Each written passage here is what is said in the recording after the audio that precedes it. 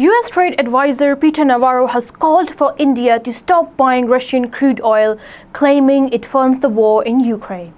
This has reportedly led to a new 25% tariff on Indian goods and the cancellation of a US trade delegation visit. Minister Javed Ahmed Rana is leading a signature campaign for the restoration of statehood in Jammu and Kashmir. Meanwhile, Azad Jammu and Kashmir Prime Minister Chaudhry Anwar al-Haq has urged journalists to highlight the Kashmir freedom movement, local and security updates.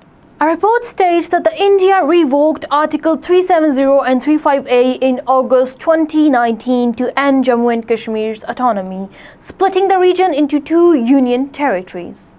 A protest and candlelight vigil were held in Ganderbal after the murder of a minor girl, with demonstrators demanding justice. A government employee, Farooq Ahmed Najjar, was dismissed from his job in Tral, Indian illegally occupied Jammu and Kashmir, based on what the report calls a fake case. This is a part of pattern of terminating Kashmiri employees on concocted charges. According to the analyst, the Modi-led Indian government has been systematically disempowering Kashmiri Muslims since August 5, 2019, with the goal of changing the region demographics and erasing its Muslim identity.